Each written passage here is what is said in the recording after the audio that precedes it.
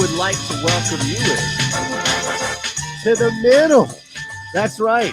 A 2-hour schmooze for the next 2 hours here as we get you ready for, well, a ton of shit, really. We've got a football Friday, right? It's all stacked up and piled up right here like the Ben Simmons excuses. I don't know what's higher, the stack of what we have to get to on this Friday or the list of excuses that continue for Ben Simmons. Well, I want to let everybody know out there on the stream, and both of you guys, and Xander too, because I know he's watching, that I am not mentally prepared to do this show on a daily basis. Not only today, but every day.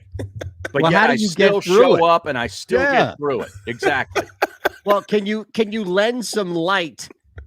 Can you lend some identity on how you get through it? Because maybe we can cut this, chop it. Xander will post it, and somebody can tag Joey B can tag Ben Simmons and say, "Hey, wake up! This is what you do. This is how you get through it." Well, number one, I'm a tough-minded son of a bitch. Okay, and number two, I take a cue from this 106-year-old woman in Berks County, my home. Okay, who credits her longevity to drinking a Yingling a day. Now, I don't drink Yingling every day, but I drink every day, okay? Would you drink Yingling every day? Now that you know. if I had it, yeah. I mean, it's good beer. The lager's a good beer. I had my grandfather, my great great grandfather used to drink a shot of yak every single night before he went to bed. He lived to be over 100. That's right. So, I mean, you know, you say what you want to say. They live forever. Right. You know, just a shot. But hey, what a baby he is, this Ben Simmons. Did you see the latest tweet from Shams? Did you see that? Sources: Ben Simmons spoke to Doc Rivers, Joel Embiid, and entire 76ers team today and accepted everyone needs to take responsibility, including himself. But thanks. Simmons informed them that he's not mentally ready to play yet and needs time. He needs time. Okay. So this is like someone who is reluctantly accepting a defeat, right? It's like, come on, man. Yeah. You know? I'm glad everybody needs to take responsibility, including himself. But bro, you know, we talk about mental health. That he's totally mental, but he's not accepting the fact that he has some mental health problems. And I think that's the worst part. Mental health. He's a pussy. Okay. All right. Can you say that on YouTube? Well, I just did. I don't care. We're gonna get canceled. I'm tired of this. Today. I'm tired of this crap. Everybody's gonna bail on this, you know, because they put up the mental health shield. He's a baby, and he refuses to accept responsibility, and he refuses to realize and acknowledge that he needs to expand his game. And I'm so done with him. I want Daryl Morey to trade him for a couple of Wilson basketballs today. Nickels? I'm sick of him. Well, you know, that's the biggest thing right there. It has nothing to do with even what happened in the playoffs or anything else. Just the mere fact that he's went 5 years and has not gotten better in his game, hadn't polished his game any. Yeah, you know? Like, what is he doing? He needs more time. What is he working on his free throws with this time? No, he's not. Oh my goodness. Yeah. Oh my goodness. And what was Morey's his return? He's ready. He's more than ready to accept him something like that for the next 4 years if he can win a championship. That's one of those enabling traits that he's always had. And he's always had in his hip pocket. Apparently, Morey was on with Mikey Miss yesterday, right, and said that this could take 4 years. Yeah, which is bullshit. This isn't taking 4 months. No, I know, but I mean that was what was said, and that to me was a missile into the air to Clutch Sports. Like, hey, we're willing to let this drag on forever. So let's get something done. But here's the thing: 30 million for 30 million. Yeah, it's not a deal in the sense of, and this is where I think the misunderstanding is. You're right, and that's a shot to Clutch Sports, but it's not. Oh, we're going to keep him out for a year. It's, you got to talk to your guy and let him understand that he's got to be here with the team for the next 2 or 3 months until we trade him. Right. That's what this is. And look, I get it because it makes a great Twitter quote, and everybody loves that. John Clark, I saw putting it out to Pat Gallen and everybody else in between. But the reality is that scud or that missile, whatever was shot up there to Clutch Sports, was more a matter of we need to be on the same page. Like, you need to talk to your guy because I can't trade him if he's continuing to do this shit, and he's going to continue to lose money. Right. So where are we? We're both at it. And like, you can't bring up this window about Embiid's prime and all this other stuff and then sit Ben Simmons on the bench for nothing. Yeah. That's a waste of Embiid's prime. I mean, both sides want the same thing here. They want him moved. Right. Yes. But, right. But he has a responsibility to come back to the team and make nice and at least show that he's somewhat committed to playing basketball in order for this to move forward, right? Well, of course. Yeah. I mean, he's still got to be responsible for going out there and playing. Like, even if he doesn't take the next step in his game, he still has to play hard enough. I mean, and just from a pride standpoint of being a player. You know what I'm saying? Knowing that, I mean, to me, it's all about the name on the back of that jersey. You got his pops right now looking crazy, man, because he's wearing the back of his pops jersey, and right now it's saying soft. What Harry said, what Harry called him. Put it like that. Yeah. That's what he's going to become an adjective for players like that now. Because anytime you can't he went full Simmons. yeah, exactly. That's it. Anytime you can't accept that. Come on, man. That's crazy, man. That's crazy, bro. I mean, my last name means a lot to me, bro, and I'm not gonna let that happen. My mom would kick my tail. My pops, he would roll over in his grave if I was playing like that, or if I just was, just in a position where I could be as great as I could be and not taking the opportunity. That's what a man does. He goes out there and tries to maximize his potential. Whatever that potential is, he should maximize it, man. And he is not doing it. That's crazy. Wow. Well, we got Kai Carlin coming on today, right? Yeah, 12:30. Okay. Yeah, he's going to deal with the shoot around the. And here's the thing. I thought he would be gone by today because they would have a decent deal, and not one for role players by any means. We've mentioned some that aren't role players, guys that are maybe tertiary on a team, but certainly not role players, starters. But at the same time, we also knew there was no way in hell that either Ben Simmons or the Sixers would put Simmons in a position to be out there in front of the fans. No. No way in hell. That would he could not handle it. He couldn't benefit anybody. Seriously. No. But dog, in all actuality, he shouldn't give a damn. I wouldn't care if somebody was, ran about me. As long as I was playing to the best of my ability and picking my check up, I wouldn't care about whoever said what. Right. As long as I'm getting better as a man and getting better as a player and picking my check up, you can say whatever the hell you want to say. You can scream whatever you want to scream. He's not getting better, though. But that's what I'm saying. No. So that's why he's pulling a Ben. Yeah. That's what I'm saying. Like, what Incognito say? Ben Simmons, a screaming child in the candy aisle at the grocery store. No, he's at Walmart screaming. That's what he is. He's at Walmart screaming. That's ridiculous, man. Come on, bro. Grow up. Grow up. I'm just here so I don't get fined. Right. Okay. You're not mentally prepared for today. I'm not mentally prepared most days. Right. Boy, when I saw that, I laughed out loud. Seriously. Hey, but say what you want to say. Beast Mode would go out there and break somebody's neck. He'd run through a bunch of people. His production on the field spoke for him. He didn't have to say anything. You know what I'm saying? Yeah. He could eat all the Skittles he wanted. Mm-hmm. I wouldn't give a damn if I was his head coach. All right, well, hey, say what you want to say. He's there because he's supposed to be there. He ain't got to say nothing. If he wants to eat Skittles on the sideline, so what? So be it. Just don't tell anybody what he ordered for lunch. Right. Okay.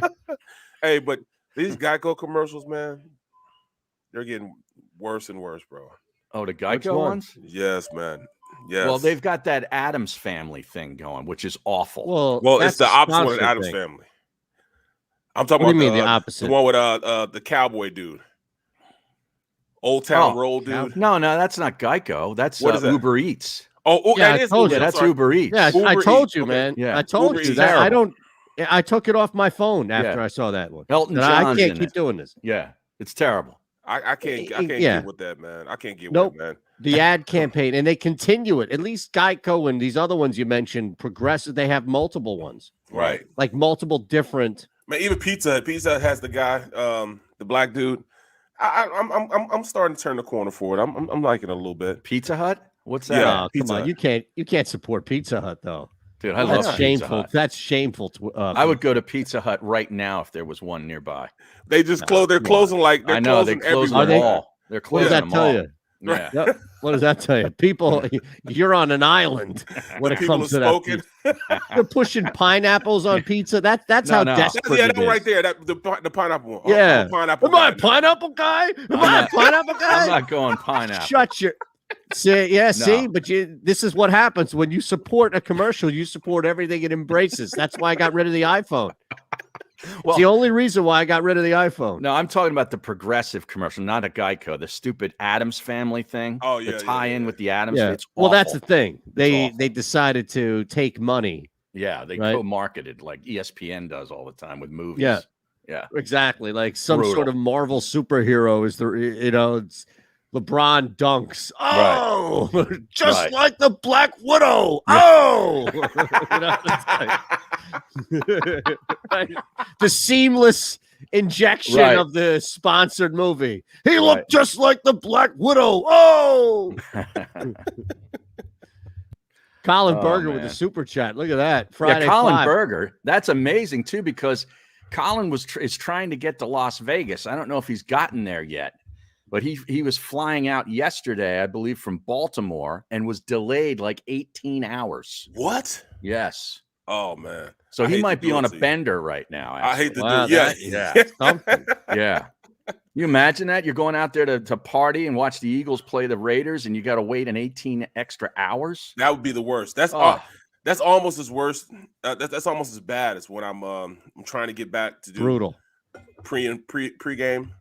And I've flown out to like Alabama, or I've flown to, some little school somewhere, and I got to get back for my job. Oh, man, it's the worst feeling in your world. Your stomach is just rolling, man, trying to get back, to be on set before pregame show. Well, just don't bring a prop gun to the set and fire it, because you might kill someone. What? Have you seen the latest news with Alec Baldwin? No, what happened? Apparently, Alec Baldwin is filming a movie in New Mexico, and he was on the set with a prop pistol and fired it, and it had a live round in it, and it killed one of the production people. What? So and injured another person. Right. It looks like it wasn't a bullet so much as it. So this happened with. Do you remember what Brandon Lee's son? Bruce Lee's son. Brandon Lee and the Crow. Back in the 90s. Yeah. What happened then, and looks like what happens now, is the gun wasn't cleaned, so there's still a remnant of the cartridge from the previous shot of the blank. Okay. And the firing of the blank pushes out that remnant, a projectile like a bullet. So if it's not properly cleaned after a firing, you're going to have that remnant in there. Wow. From a blank, and it looks like that's what happened because it was discharged and it wasn't like a straight shot. You mentioned somebody else was also. Yeah, somebody else was injured. Correct. One person died. I think it was a woman. She was like it was a woman, right? Cinematographer or something. Yeah, right. He's got to feel bad right now. Dang, that's crazy, bro. Yeah. Well, that's the thing, though. It's appreciate you, Birdman and Colin Berger. Thank you so much. Not necessary, but always grateful to have the super chat in there. But that's the thing is. That's on the prop person. Maybe, you can draw your own conspiracy theories from it, what have you. But, yeah, that gun needs to be thoroughly cleaned. Yeah. Well, it's crazy, man. Apparently, Colin Berger is now in the Dallas airport drinking with fellow Eagles fans, waiting for a Is that flight why to they Las want Vegas. the Friday 5? To make them feel back at home? Is that right? We don't do the Friday 5. What is the Friday 5? No, the Friday 5 is the donation, the $5 donation on the super chat. Okay. But the Friday 5 is also something else. Was that from the old days at the old place? Yeah, I just don't know if they still do that. Yeah, I don't know. It's a great way to burn through some hours. They're out there though. The morning show is out in Las Vegas today. Oh, that's right. They're doing their show at 3 a.m. Vegas time. What? Yeah. You imagine that? No. All that to get tripled by Angela. Wow. It's amazing. I mean, Jesus. craziness, huh? That's a tough wake up. You might just stay up all night. Oh, no question. I mean, why even I used to do that with down at the Trop. I used to do that. Oh yeah, there's no way. No, yeah, I never would have guessed down there in the evening. You really fooled me. No way. I thought you went to bed for 6 hours. I'm telling you, I was out cold. Well, it also depended on what was going on down there. I was able to, find something to do. Right. But back when you were in the market to find something to do. You never know, man. You never know. But it was easy. It was easy. That's where I found that loose slot. That, that China Seas slot. I remember her. I'm telling you. Yeah. What the hell are we talking about, man? China Seas. China Seas. Yeah. Come on, cuz. Come on. Where are you on this? How great was Robbie E yesterday? You missed it, man. He was fantastic. Was he all fired up? He was on fire. Yes. Was he all liquored up or what? No, he's not liquored up. Barrett wound him up. Oh man, you got to get him going early. You know what I'm saying? Once what? You get him going on Penn. We start off. Yeah, we started with the Eagles. Yeah. On how they, the whole situation with the quarterback and the coaching staff, and it just screwed over. It just is he out on Sirianni? He's out on everybody now. He's out on everything. He even got in a little Temple points. He was trying to jab at Temple too, man. We had him going for a minute there. Then he came back down to earth. You know what I'm saying? Wait a second. We have breaking news from Mike K at Mike_E_K. Appreciate John Shelton. And John Shelton. Thank you for that update, Barrett. Huge on the super chat. The Friday 5 is in full effect. I've got a lot of work, so I'm also out of highballs. But if I had one, I'd crack one. I also have a bunch of work I need to get into, so I don't know how much. I've got extra responsibilities around the house. Right. Cracking a highball today. I might pop one of those 100s though. Watch out. Oh no. No, wait till afternoon for that, please. I'm telling you, man. Jesus. It's over. So you say, what was the breaking news? You pop one of those 100s, it's over. You start speaking in tongues. I'm telling you. You see that text he sent us the other hour, Barrett? I couldn't even decipher that. With a translator, I couldn't. I don't even remember sending that. You want me to read it? Did I read it? I don't even remember. Let's get to the breaking news, and then I'll read this text. All right, AJB, thank you. 420 Feel Good Friday, yo. Appreciate the super chat. All right, this is and Penguin AZ back to back bang. Yes, thank you. Thank you. We appreciate you from the jump. This is from Mike K. Alex Singleton is rapping along to John Cena's theme song at practice, #Eagles. What? Is that's either Eagles by 50 or Raiders by 50? What right? How does that impact your bet now that you know that Singleton's choice of rap music is John Cena's theme song? We'd have to consult either John McMullen or Jody Mack to tell us exactly what the John Cena theme song is, because I don't even know. You know that. Right? You know that high pitched noise? John Cena. Yeah. Really? Yeah. Raiders by 50. Yes, I'm telling you. Raiders by 50. I'm telling you. I think it goes in the opposite direction. I think it goes in the opposite direction. Oh, glass half full. Here he Barrett's comes. a wrestling guy. That's why you're that'll biased. get you hype, man. That's almost yeah, bro. And he's rapping to it. Yeah. Can you see the hair? Time is up. Yeah. Time is up. The dirty hair flowing around, you know what I'm saying? Him rapping to that. Wow. Yeah, bro, I might have to place a wager on the Eagles right now. Here we go.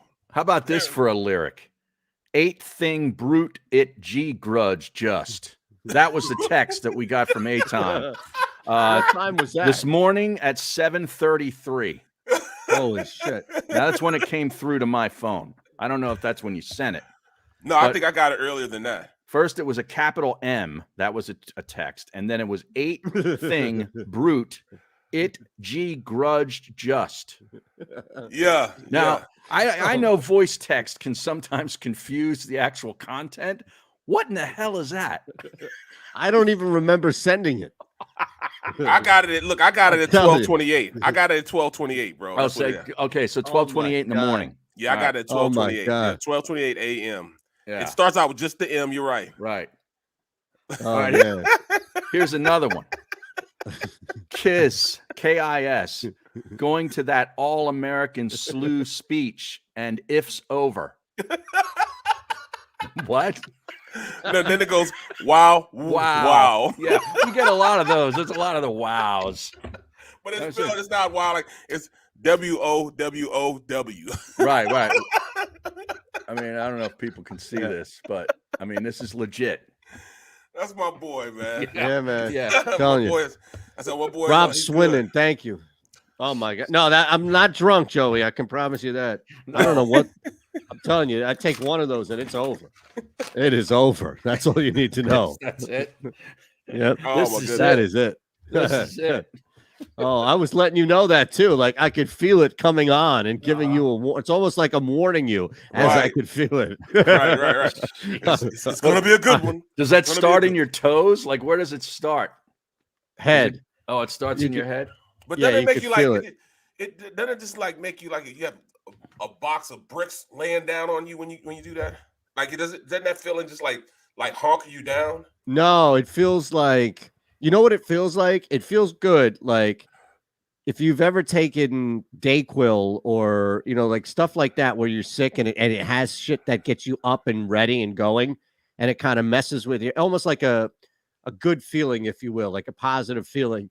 And then when you have that feeling starting, if you eat something, it's like adding kerosene to a fire, where normally like if you smoke something, then it's like, okay, you eat and then you kind of come down a little bit. That's people tell you like, eat, you're fine. It'll taste amazing. You can eat a pile of shit. It's going to taste amazing. But once you're done, it'll come down. Wow. In this case, if you eat, it just furthers it.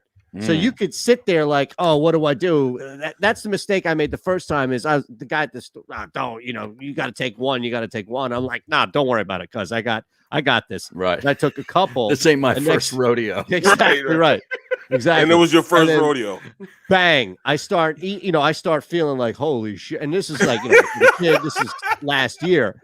And I'm thinking, oh my God, this is something here. And I had to, my wife was away for the weekend and it was me and the dog at the time. Right. Jeez. So I think like the only responsibility I really have is just to open up the back door and let him out and make sure that, he's being fed. Everything else is fine. Right. And I'm really I'm super banged up at this point on the couch. First time in like 30 years, I can remember actually being paranoid off of all this. Like I ate a ton. Right. So then I'm thinking, well, let me just eat something, right? So I'm starving, of course, and I get pizza and wings and just crap. And I inhale it. And I'm thinking to myself, okay, this is going to be this. And next thing you know, it just doubles and so triples. It was fuel. It was like fuel. Exactly. Okay. Exactly. Wow. And once I learned how to control it, it's fantastic. I mean, it is absolutely amazing. So how do you control it? Yeah. You just don't take a ton at a time. Oh. You limit the dosage. A little time release. Yeah. Or just don't take 500 milligrams at once. Yes. Alex Singleton rapping John Cena. I'm going to take I saw this, This is it, I'm man. going to take a shot. It's already down to 2.5. Shan, was that 3? Shan, I'm telling you, Nick, I was wrong. I was wrong yesterday, but I'm not wrong with this. John Cena, he's rapping to it. I'm telling you, man, he's ready. He's going to have some impact. So in other words, he's going to make 14 tackles, 8 yards down the field. I mean, I don't understand. Like all of a sudden you're Mr. Alex Singleton because he's rapping to some awful song that he's going to impact the game. Have you even heard it? Hope, man. I'm trying to Your time is up. Your time is up. You can't see me, right? Is that what he's going to do? Is that what he's going to do when he sacks Derek Carr? He's going to do that stupid right. And then he's going to get a 15-yard penalty for taunting, and it's going to nullify everything. Can you imagine that? Yes. Can you imagine that? Yes. You can't see him. Yeah, you can't see me. Yeah. We haven't been able to see him on the field. Right. The officials would gather around and say, we all saw it. Right. Yeah, exactly. 15. Oh my God. Singleton with a game-changing strip sack fumble to a touchdown that gets called back because he's in a car space. You can't see me. My time is now. He's even doing it too. In his face. I tell you who they better see on Sunday is that Waller fella. Okay. Because I got no answer. I have a feeling that he is going to go ballistic. Nobody has an answer for him, though. No, nobody does. It's over. I see you calling, Burger. There we go. The stream is lighting it up. Let's go, baby. Huh? The stream, man. No, I was saying though, Darren Waller is a major problem. We don't have anybody. Nobody has a solution for Darren Waller. I mean, everybody's tried, but they can't stop this cat, man. He's a big receiver, runs like a receiver, but the size of a tight end. And this Brian Edwards guy's pretty good too. Right. He's big too. Yeah. He's like 6'3". We're gonna have a problem. Big, but he's not like a major. I think it's more about Ruggs, right? Like he's the guy that's gonna get downfield. Well, he's the speed guy, yeah. We can't allow him to break loose, man. And that'll be the nail in coffin, because if you can't stop him, the intermediate routes, you're not gonna be able to stop Waller with those routes. And Hunter Renfrow on third down he's like that Beasley guy was for the Dallas Cowboys for many years. Exactly. He's a pain in the ass. He just gets over. Yeah, and he catches everything. You get it to him, he's gonna catch it. Clemson guy, man. He won the national championship that played to him, right? From Deshaun Watson. Exactly. Deshaun, Yep, exactly. And he's one of those guys, shouldn't he be on a football team? But he's a coach's son that just plays. Yeah, he'll play very, 10 very years. Smart. Yeah. Oh, no question. Yeah. No question. He'll play very smart. Yep. He'll get the job done. Yep. Sometimes you need a player like that. I tell you, this Max Crosby's pretty darn good too, the defensive end. Bro. Yep. He's gonna, and he's one of those guys that he's a hard worker and he's just slippery, man. Slippery. It's hard to get a good punch on him. And you hate defensive ends like that, because you go to punch him and he like slips and slides through the punch. You know what I'm saying? It keeps his feet going. Like a fighter. Limber. Yeah. Like a fighter avoiding That's exactly what he is, man. He's just a hardworking kid that just knows how to not get caught, not get held, man. He's one of those guys that's hard to hold him. And who's the other guy? Ngakoue? Yeah. Yeah. Yannick Ngakoue. Ngakoue. Now, Joey B is looking to set up Colin on the stream live from the airport bar. We would have to send him a link here and get him on.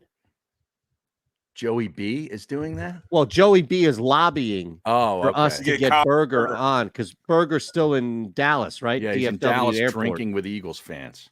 Right. So should we Things get could him be on worse as an update here? Well, if he wants to come on. He just can't do the Eagles all around rap. That's all. Do we get an Eagles chant from Colin and the other Eagles fans? That goes without saying. Radio. Yeah. That goes without saying. That would be an outbreak of just craziness inside there on our show. Right. They would light that whole. This is Dallas airport too. He's in Dallas. Yeah. Think about it. It would light it up in that Dallas airport. All right, I'll send you the DM link there, cuz. All right. Cuz. Isn't it time to break? I think it's time to break. It is time to break. Yeah. You could tell Harry's got something going on at 1. Well, yeah, I'm playing golf today. There you go. There we go. At 2:30. There it is. I got work. You playing golf? Get out of here. I'm going on. Yeah, I gotta go. I'm going on. What are you going fishing or some shit too? I'm on McMillan's show. 7 hours. Mark McMillan has a show, and I got to be on it at 1:30. So I'm. Oh yeah. Can you please do me a favor? Can you ask him to just get back to me? Just tell me no. All right, I'm trying to get him on. I'm trying to get him on something else that I'm doing, and. He at one point he was like, yeah, no problem. And then I haven't heard from him since. I keep hitting him up. I don't want to text him now, because then it goes from not hearing back. Okay. I'll see what's going on, bro. Just ask him. Just like, yo, my guy, man. All right. This will make up for the Cutco thing. All right. All right. I got you, bro. I got you. All right. We're back in 3.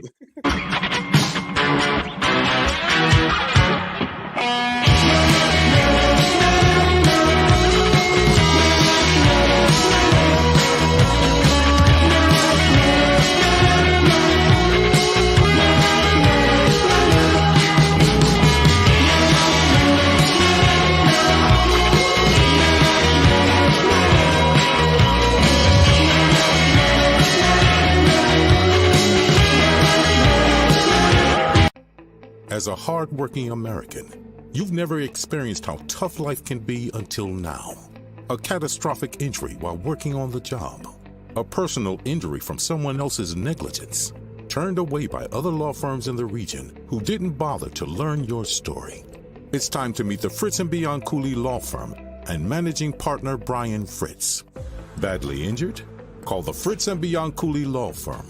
Find out why they say, "We got this." The savoring taste of a good bag of beef jerky is so enjoyable at any time of the day, as long as you can find it. Here's what we suggest. Pure Bull Beef Jerky is our answer, and soon it will be yours. Locally produced in the Philadelphia region, this high-quality, healthy protein snack is easy to secure. Go to steersnacks.com, and you'll see hot garlic, tropical heat, Pure Bull dry rub, and our favorite, Huck and Fod. What's that? Huck and Fod. Go now to steersnacks.com.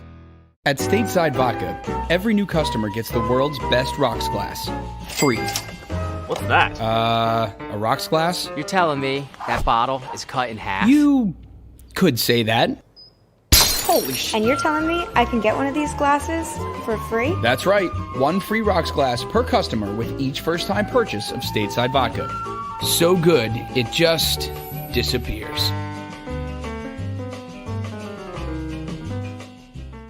The International Brotherhood of Electrical Workers, Local Union 98, is a proud sponsor of The Labor Show with J. Doc and Krause every Saturday night from 6 till 8 p.m. IBEW Local 98's highly trained and superbly skilled electricians are the best in the business, setting the highest safety standards in the electrical industry. So when you're planning your next industrial, commercial, or residential project, choose an IBEW Local 98 union contractor. Learn more at ibew98.org. Go for the midnight dares. Go for the game. Go for the hits. Go for the fans. Go for the win. Go to Ocean Casino Resort. Book your trip at theoceanac.com.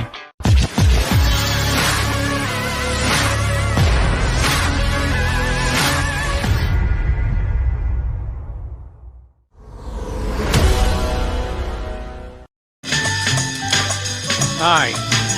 I saw on the break Colin pop up, but you did mention on Twitter that the internet isn't the best in Dallas Fort Worth. So, what, they got crappy internet at DFW? I think just in general, the airport, any major public place like that where you're not in your own room. Yeah. What? There's just tough. Too many people on it. Is that what does that? Yeah, and they're not paying for the super high price. They Right. just get you on. Right. Got to get you in. It's like Bobo internet or Bobo. Yeah, or Wi-Fi. just whatever. People that don't stream from home that just need to maybe get online, right? Mhm. They may have their internet may be mid. Well, then then you're not paying a bunch. That's all. I see the Temple line has moved a point from 2.5 This is all you to here. 1.5 on FanDuel. I like them outright to win Against the game. Houston? No, Against they who? play South Florida at South South Florida. Okay. Saturday night at 7:00. There's a look-ahead line for the Penn State-Ohio State game. Can you take a guess? And Penn there's also State, one Ohio for State. Michigan State, Michigan, too. I was going to guess Ohio State's favored by a touchdown. How about 11? What? Okay. Yeah. Well, there's also okay, so that line to me is built into Clifford not being available. Well, I think Clifford could be available this week, but I don't know that they play him. Well, that's the thing. The line moved significantly over the past day or so from 17 to, I think, 23, which would indicate somebody is aware of Clifford's health improving. Yeah. I think he's available. I don't know that if I were Penn State, I would get the backup fully ready to go and start him, because I don't think you need Clifford to win that game. And I'd make sure that Clifford is fully, as close to 100% for Ohio State as possible. That's the way I'd play it. Yep. Yeah. That'd be the smart way to do it. Don't even chance him getting or re-injuring anything that's wrong with him. Just get him fully healthy. Now, Michigan at Michigan State. What do you think that line is? Is that this weekend? Next weekend. These are look-ahead lines for next week. State by 4.5. Oh, how about Michigan by 2? Oh, wow. I'll definitely take points at home for Michigan State. For Michigan State. Yeah. Yeah, absolutely. Yeah. No respect for Michigan State. They're undefeated. They got a great running back. They got a good defense. It's like That's Oklahoma a slap. State. Yeah. Yeah. What's Michigan's record? They're undefeated also? They're undefeated too. Yeah, but Michigan, is going to get the benefit of a doubt, especially from the odds / narrative. Michigan State seems to be getting shorted a lot. Yeah. Now, Notre Dame is a touchdown favorite at home against Southern Cal. That's a little short. Yeah. Here's the thing, though. USC has that kid, that receiver, who is as good as anybody. And is it London? He is insane. So all of a sudden, I guess they're going to try and run that other kid. Is he a freshman, USC, who played when Slovis was hurt? Oh, the quarterback? Yeah. So both teams apparently are going to try to run this dual quarterback thing. But what's that kid's name? Why am I blanking on his name? The receiver for USC. He's a monster. Yeah, I don't know. And I haven't the seen only him. guy. Drake London. Okay, I haven't seen them play yet this year. He's really good. So he could keep, but no, I agree. I think Notre Dame, I laid the 7 with Notre Dame already. I thought it might go up a little bit. It's a rivalry game. Who knows? I don't really get it. USC, their defense is decent, but Cohen can throw the football, and the other kid, Buckner, can run too. So he doesn't disrupt. It's not like they take Cohen out and then ask Buckner to do the same stuff. They could run different plays with their backup quarterback. Yeah, Drake London. He's only a sophomore. Oh, man. Barrett, you haven't seen him play? He's 6'5", 215, man. He's a big boy. Wow. You guys, take a look at this game here. Just what the hell else are you doing 3:30 on a Saturday, right? I'll actually be working. Take a look at this game. Well, you're working, so yeah. My game starts at 2. I got a 2 o'clock. It's worth a look. Maybe you have a little monitor. Yeah, I'll watch some of that game. Yeah, I'll be back home by the 3:30 games. There's nothing at noon that's going to keep me in the house. I was looking at Cincinnati again, bro. That's unbelievable, man. They have nobody really at this point and really knock them off. SMU, I don't even think it's going to be close. SMU, man, they just roll. But that last night was a bad matchup for Tulane. Yeah, Tulane right now, they got so much other stuff going on right now. Yeah, Cincinnati's a 4-touchdown favorite at Navy. Well, they covered it in Temple, so Navy's not good this year. No, they're not. Yeah, not as good they used to be. No. Why? That's one of those games. Like, why even bet that? Like, I know. Why would you want? I wouldn't. I wouldn't. No, not nobody's for 4 forcing touchdowns. you to lay 4 touchdowns in that game. Like, why even take that chance? I am taking Oregon State though, plus the points at home against Utah. Utah comes off that pretty big win. Was it USC? I think it was USC that they slammed into the ground, right? USC had a bye, and then before that, they got buried by Utah. I believe. An interesting game is going to be this LSU Mississippi game. Ole Miss. Yeah. LSU coming off a major victory over Florida. Utah slammed USC two weeks ago. They beat beat Arizona State last week, which was a good win. But that's the connection. USC had that bye, and everybody's like, oh, they're rested, so maybe that dropped the line a little bit. But no, in general, it was. Yeah. All right, let's try this out here. Here's Berger on the flight. My. Oh, here we go. There he is. Now you're in the plane? Let's go. I'm in the He looks like he's in the plane. Yeah, okay. Sounds like he's in the cockpit. How many cocktails have been consumed already today? 4? He's How many? We got 4. Yeah. How many? How many here? Jeez. Look at him. He's in enemy territory. You think he cares? He doesn't care. Right. You have a lot of Birds fans on that flight? This is not going well. No, we can't hear him. No. This is almost as bad as Eytan in the car and the doctor's office yesterday. How about that? Sneaking in the doctors. Yeah. Have fun. Keep it real. Don't get arrested. All right, Berger. Yeah. We'll talk to you, brother. We appreciate it. He's gone. No, bro. He's had 4. Now I'm getting word from Kai that they haven't even been let in for media availability yet. Is that right? Jeez. What is going on over there, man? I don't know. Should we just try and get a hit with him now? You imagine being a person in PR and media relations right now for the 76ers? That would be awful. Awful. It'd be the worst, man. Yeah. This is must-see TV. Apparently, there's a lot of ESPN personalities that are taking the Ben Simmons side.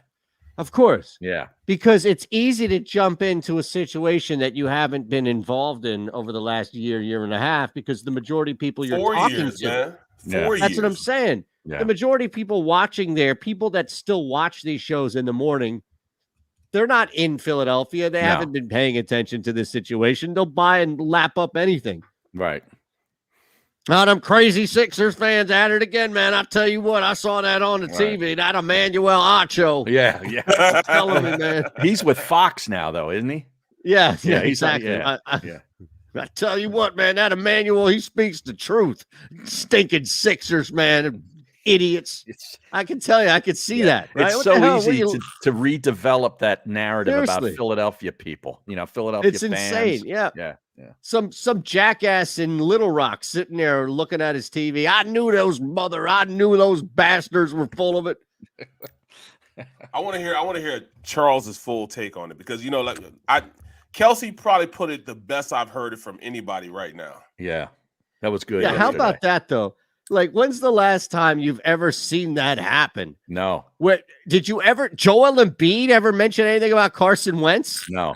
Right? Like Bryce Harper ever say anything about Carson Wentz? Nope. No. What about Iverson, McNabb, all this? Like, when is this ever? Anybody? I don't remember, because I wasn't in the city at the time, but Harry may. No, I don't. Did anybody ever speak up? Like, did Ron Jaworski ever speak up and say anything to Mike Schmidt or anything like that? No, this that is never unprecedented. Happened. Yeah, I agree. You never see athletes going after other athletes in these types of scenarios. And especially what guys about in that are still Pittsburgh? Playing. Now, outside, that's the point. Outside of that, when you're not playing, you could put your little 2 cents in. But this is a guy that's playing in the same city of the guy that he's talking about in references. But it's you not think insane. Jerome Bettis went after Andy Van Slyke back when you guys were playing in Pittsburgh? Did he go after Barry Bonds, Harry? Yeah. right. Sorry, Barrett. I couldn't resist. Man, seriously, man. That's real, because he sees what's going on, man. He understands the city. He has the pulse of the city, bro. So because he has the pulse of the city, he knows that, the pros and cons of going through, being the bad guy and being the good guy. Right. Well, he's still here. He's still here part of the year. Every year he comes back and stays here for the summers, like a couple of months. Exactly. So, I mean, it's not like, we all see it. We all see it. Right. But whenever you have a guy that's just not giving his all, you're going to get that from players, and players never talk about players, that's exactly what that's exactly what when we were on with what's his name, Rob. Yeah. Rob will say it all the time. We as players, we usually don't talk about other players. Mm-hmm. That's like a hidden rule. You just don't do it. You don't count anybody's checks. Right. You don't talk about other players. But when That's you're what I'm saying. going through this and they see it, he understands that, okay, you're not getting better at your craft. So since you're not getting better at your craft, how do you expect this fan base and the people in the organization to deal with you? You got to get better at your craft. Now, you got to work at your craft. I hate to do it to Tone on the stream, but he said, "What the F did Kelsey say? I missed something. Where have you been, my man?" Bro, go on. We played it on the show yesterday. We turned that around in like 5 seconds. Yeah. Yeah. I mean, he told the truth, man. He told the truth, bro. So even when he lies. That's the best thing to add there. No, you're right. Yep. I'm telling you, there was something to that I've never seen before in this city. And I don't even know if it's happened. You want to get Kai on now? I tried, but I don't think he can. They're letting him in. Oh, okay. Yeah. Well, not even LeBron wants to come play with him, man. Not even LeBron wants to play with him. That's one of his guys. They can't afford him. They went unless they're going to swap Westbrook in that deal, right? Yeah. You want to play that audio? You want to play that audio again? I don't have it here. I'd have Xander had it. Xander had it because we played it yesterday. So if he still has access to it, we could play it again. It's not that long. No. I would just have to pull it up. That's all. Yeah. Because Tone was moving yesterday. So I got to cut him a break. Yeah, look, in the middle of moving. Yeah. Moving is the worst. that is the worst. It's the worst. When you don't know where to put anything. Yeah. Packing and unpacking. That's just, and I used to have to do that twice a year, man. When I was playing, I live here in Jersey, but I had to move, I move out to Detroit or Green Bay, Pittsburgh. It was a pain in the butt.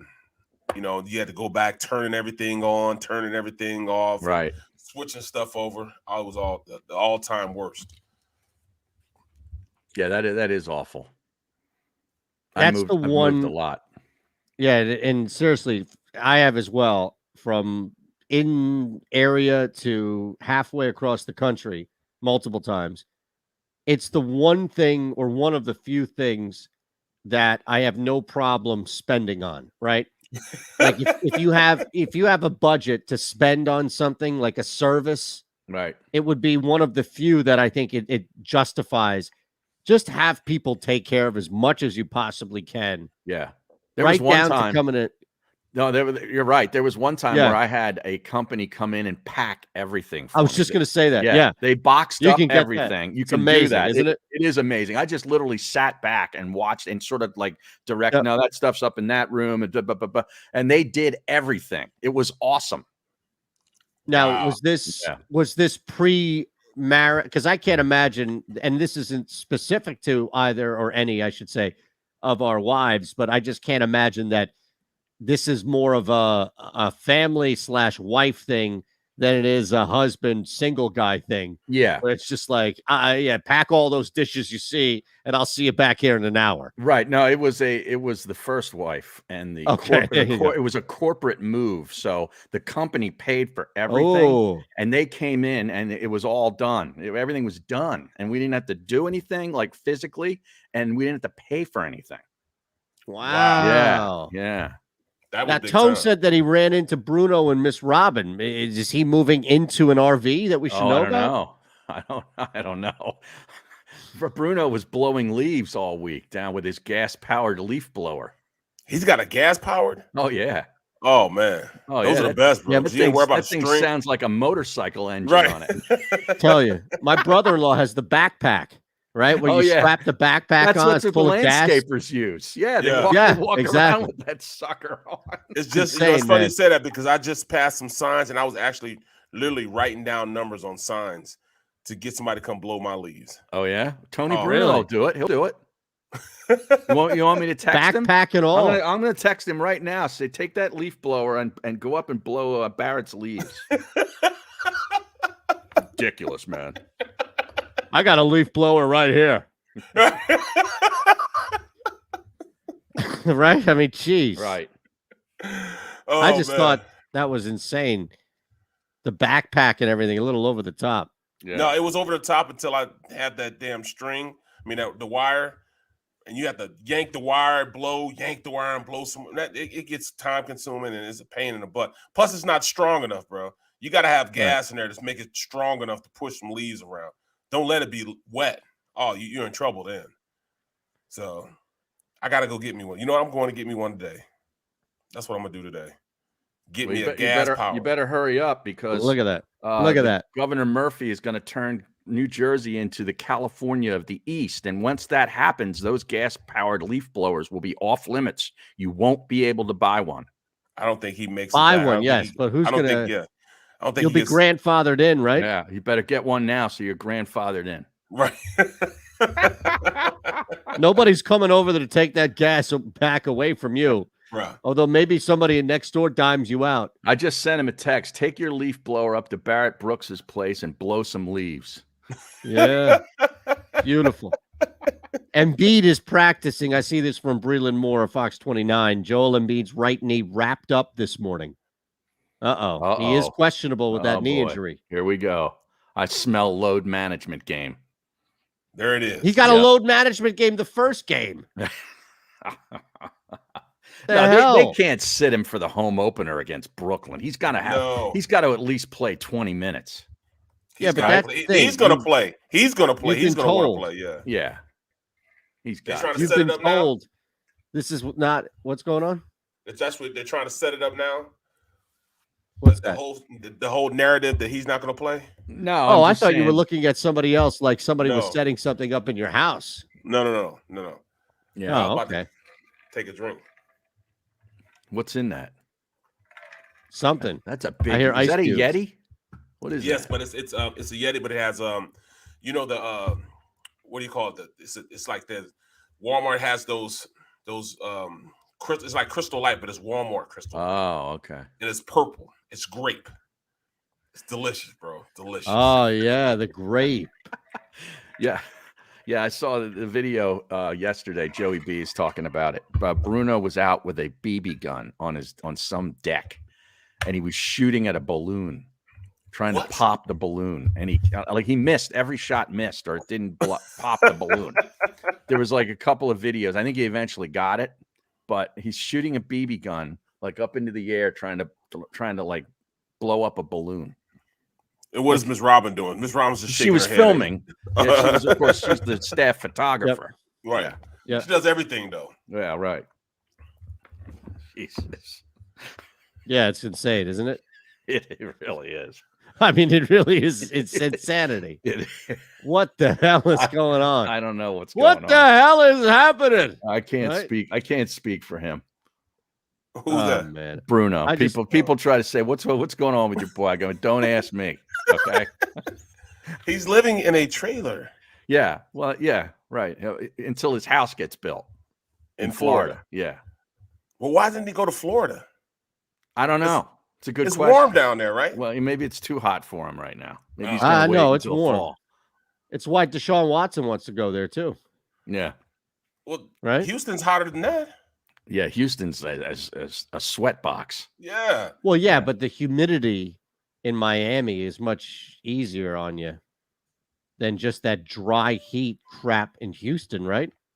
You know what? I was trying to go down there and buy a house. Where? Just like in Miami, Florida or Texas? In Florida. And even with all the hurricanes, everything like that, nobody is selling anything down there. You can't buy anything down there, man. It's so hard to buy anything. Any land down there, you can't buy anything. Luckily, I have some. Do you? Yeah. My mom lives down there. Oh, that's right. That's right. Yeah. That's right. She watches the show every day. Kai with an update. We'll chat with him coming up in about 40 minutes. George Niang, your boy. I like him. Yeah? Yeah. Won't go into any specifics of the meeting with Ben Simmons, as he shouldn't, but he said the team felt good after the meeting ended. And I saw Noah Levick with a quote as well for NBC Sports. Locker room is a sacred place, and George won't go into detail. Yeah. Well, he shouldn't. It should stay. No, and exactly. But Simmons did, as we got reports, Simmons did meet with everybody. The nature of that meeting is still a little bit weird, I think, to say the least. But everything about this whole thing is weird. No, it's just he's weird. That's what it is. He's weird. Yeah. Not even about anybody else. He's just a weird dude, man. Yeah. He met with everybody. Now, what do you think? I'm sorry. I'm sure he was instructed to by his agency. Yes. Yeah, he's not doing this on his own. Anything, I don't think. All right, so here's my question. Do you think, and I don't think so, but I think it's worthy of asking, and maybe it's just me who thinks it's worthy of asking, but that's fine. I don't think this is the case, but I wouldn't be surprised if it is the case. Do you think that there is a deal that isn't in place but is tentatively structured to where the team where Simmons is going to in this deal turns back to Morey and says, we want to make this deal. We just want to make sure this guy's okay. Like, we want to make sure that he's right and that we're not trading for a mental case. And I don't mean that as light in the sense of making fun of mental health. I mean that in the joke before they canceled that term. I mean that in the more joke way, which is, oh, that guy's crazy. He's a mental case. Yeah, he's locker room cancer. We don't want to bring him in unless we know. do you think that may, and here's why, because if that is the case, and if that's the tent pole of this, right, theory here, then it would stand to reason that both Simmons and his camp / the Sixers would try and just get everybody back together for like a week just to show, and he doesn't even need to play. Right, he just needs to be there, right? I don't know. I mean, if that's the case, then maybe that's why all this is happening. Well, it doesn't matter. It doesn't matter to the team what he does, really, because as you can tell, Embiid and them of all went forward, and they're ready to play this season without him. So it has really nothing to do. Yeah, they're past all this, so they're really not even going to worry about it anyways. But they also understand how business works in sports, and they understand that he has to be around a little while to take care of some business in order for him to become tradable, to go and get him out of there. So that's really what it is. They understand that he's out of here, but they need to make a means in which he can get out of here. That's what it is. It has nothing really to do with Ben Simmons apologize. They don't care if he apologizes. Nobody really cares in the organization if he apologizes. All he needs to do is play to a level in which he becomes more of an asset instead of being. Well, no, wait, now you're talking about him playing. Yes. For the Sixers. Yeah, he's going to have to play. Oh, no. He's going to have to play. Yeah, I don't know, man. I don't know about that. Bro, he's going to have to play. I think if he's just. Wow. I think he has to play. I don't know, man. It's the only way. That's the only way. He's going to get traded, or they get some worth out of him. If he goes out on that court and he plays. Well, what is he going to just play road games? There's no way they're putting him in at home and having him miss his first shot. Unless something's resolved. Or do something stupid, and the crowd is just going to unload on him. They're going to unload on him tonight, and he's not even going to be there. You're right. You're right. And that's unfortunate because the guys who are playing deserve a ton, and they deserve much better, and they deserve. Here's why, Tone, I disagree with you and Barrett on him playing. Then we'll take a quick break. We can talk about this a little more. Yeah, we'll have to. Here's the thing, and I won't even make the point. I just want you to think about this. If there's any validity to, and now there are 2 reports in the last week or so that have come out where the team has been centered around not believing Simmons, right? You go back to Game 7 of the Hawks, where we read that Ramona Shelburne report, how the team, people inside the building believe Simmons faked exposure to COVID with a masseuse in order to get out of playing Game 7. Fast forward, you had a couple of reports yesterday mentioning how the team believes he might be faking a mental illness in order to get out of continuing to play. Well, what's the evolution? The evolution is you bring him back, he goes on the floor, and guess what he fakes then? A quad injury, a back injury, right? And now all of a sudden you're on the hook for that money. Mm-hmm. And he remember that for the money. He's already not if they're suspending him. But see, they're not. He's not going to allow them to suspend him. He's already been, though. Is my point. My point is this: he understands that they're not going to just let him go for a box of peanuts. He's going to have to make sure that people understand that he's a commodity, as opposed to being, somebody that they can't count on. So he's going to have to change his game up. He's going to have to change his whole mindset up, become more of an asset. He has to do it. That's why I say he has to play. Teams are not going to just take this guy into their locker room knowing that and seeing what he's been doing. They're going to have to get some type of all right, we need to see something from this kid in order for us to bring him in. We got to see something. Right. And my line, your line moves to him playing. Yep. My line stops at that and says, as long as he's a good soldier and recognizes that he's just part of everything. But again, your timeline may be different. My timeline is get this thing done as soon as possible. Your timeline may allow now for the Sixers to breathe a little bit more and not rush into a deal as much because Simmons is out there playing and still helping the team. It's not even a breathing concept. It's more so they need to show people that he's still a player. He still can go out there and perform.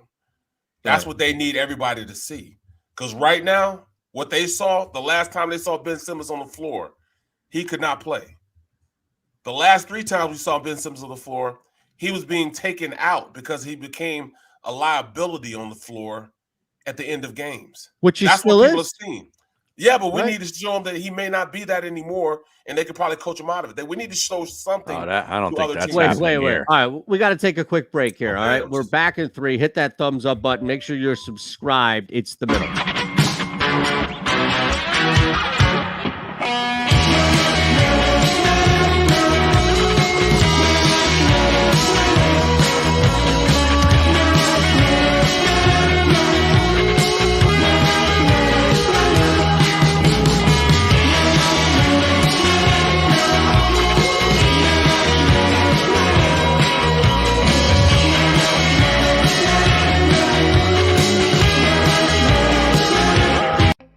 As a hard-working American, you've never experienced how tough life can be until now. A catastrophic injury while working on the job. A personal injury from someone else's negligence. Turned away by other law firms in the region who didn't bother to learn your story. It's time to meet the Fritz & Bianculli Law Firm and managing partner Brian Fritz. Badly injured? Call the Fritz & Bianculli Law Firm. Find out why they say, "We got this." The savoring taste of a good bag of beef jerky is so enjoyable at any time of the day, as long as you can find it. Here's what we suggest. Pure Bull beef jerky is our answer, and soon it will be yours. Locally produced in the Philadelphia region, this high-quality, healthy protein snack is easy to secure. Go to steersnacks.com, and you'll see hot garlic, tropical heat, Pure Bull dry rub, and our favorite, Huck and Fod. What's that? Huck and Fod. Go now to steersnacks.com. At Stateside Vodka, every new customer gets the world's best rocks glass. Free. What's that? A rocks glass? You're telling me that bottle is cut in half? You could say that. Holy shit. And you're telling me I can get one of these glasses for free? That's right. 1 free rocks glass per customer with each first-time purchase of Stateside Vodka. So good, it just disappears. The International Brotherhood of Electrical Workers, Local Union 98, is a proud sponsor of The Labor Show with J. and Krause every Saturday night from 6 till 8 p.m. IBEW Local 98's highly trained and superbly skilled electricians are the best in the business, setting the highest safety standards in the electrical industry. So when you're planning your next industrial, commercial, or residential project, choose an IBEW Local 98 union contractor. Learn more at ibew98.org. Go for the midnight dares. Go for the game. Go for the hits. Go for the fans. Go for the win. Go to Ocean Casino Resort. Book your trip at theoceanac.com.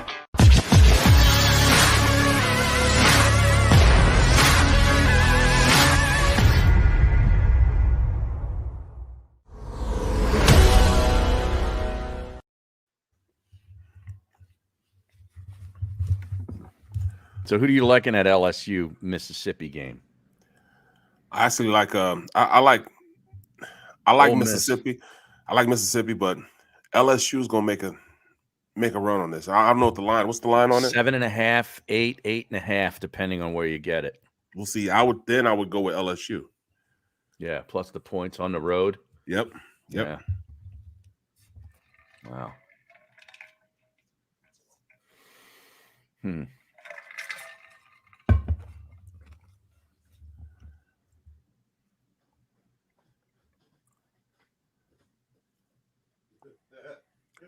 I'm telling you, bro. You guys are out of your mind. Who are you talking major to? letdown. That's a major letdown, man. For LSU, they had no business winning that football game against Florida, and it was in a shootout. On top of that, look at the total in this game. You kidding me? Oh, that's what I'm saying. On that.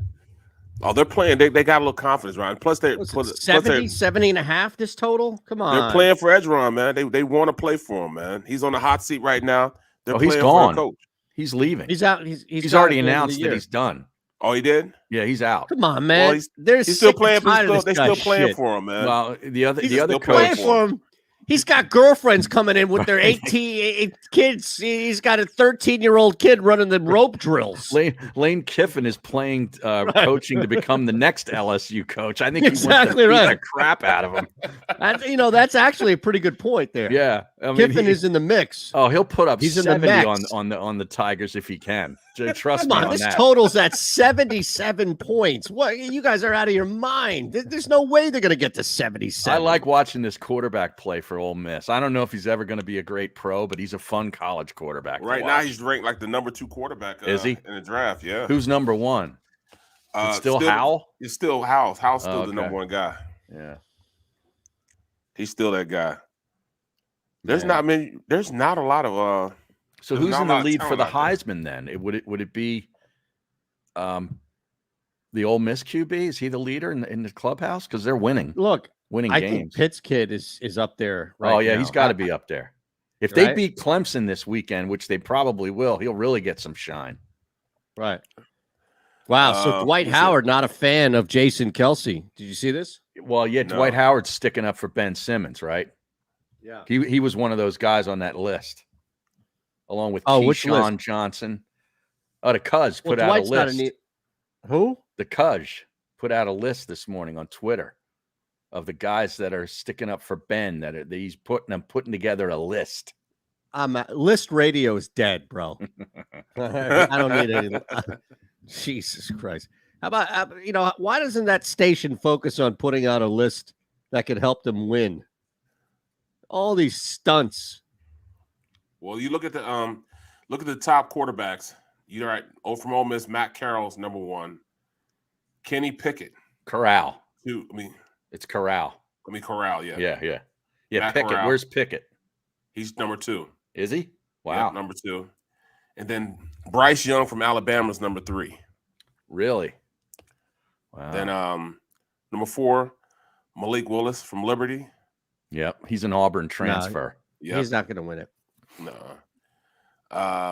Desmond Ritter. Desmond Ritter from Cincinnati. Yeah. Yeah.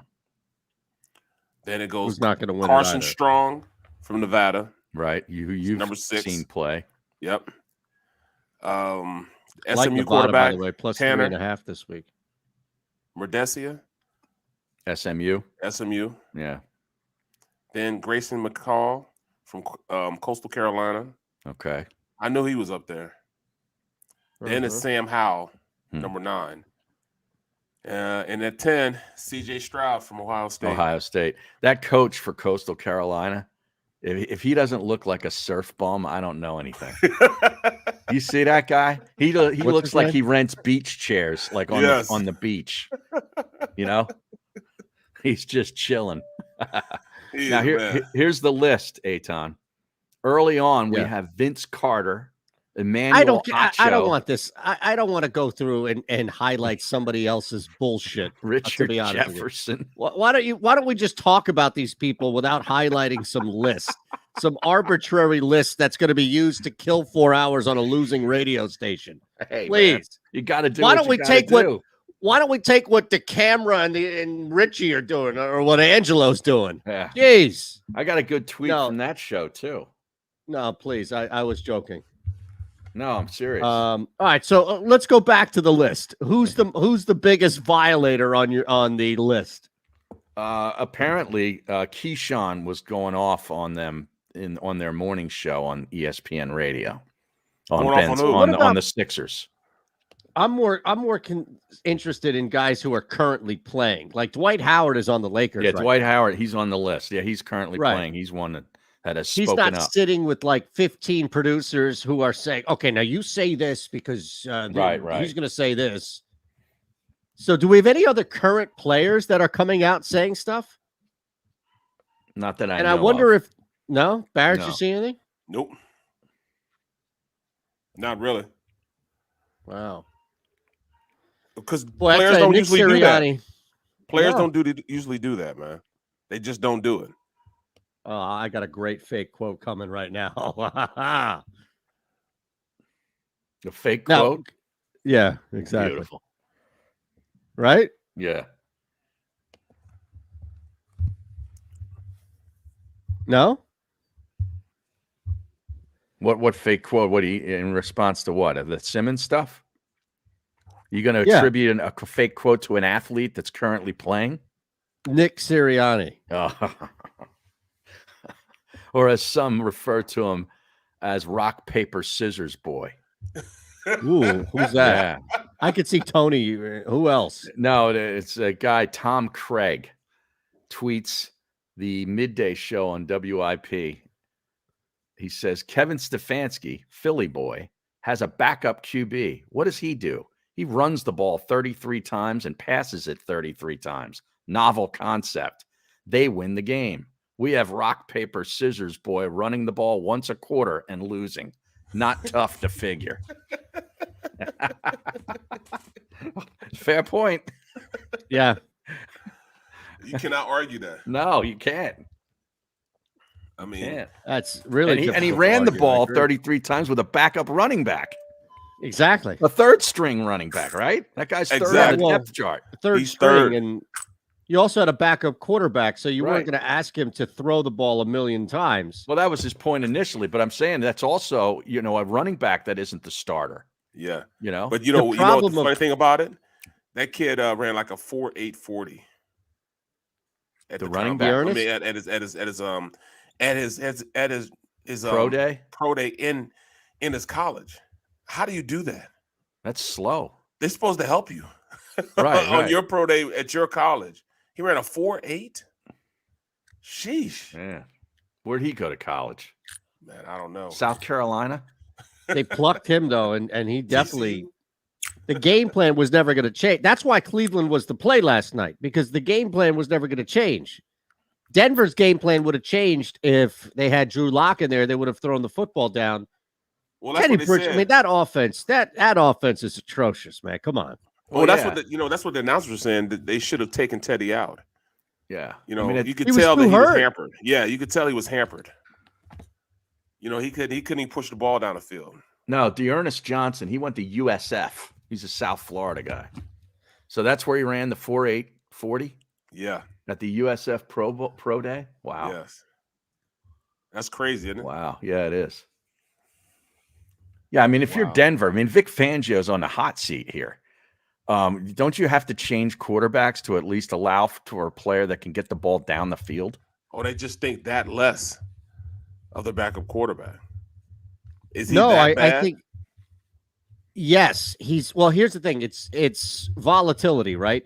So with Teddy Bridgewater, there's a pretty slim gap between not making a mistake and taking a risk, right? And playing it safe. Mm-hmm. Drew Lock, it's like out here. You can't even see my hands. Right. He just slings. Because that guy can complete a 65-yard pass effortlessly to Cortland Sutton. He could get picked off 2 or 3 of the next times he tries to make that same play. So that's the difference where if I understand the logic where, hey, we need to win this game. We have to go with a better option. But Bridgewater was so hurt and so obviously struggling. I don't know at the point. Case Keenum, here's the thing.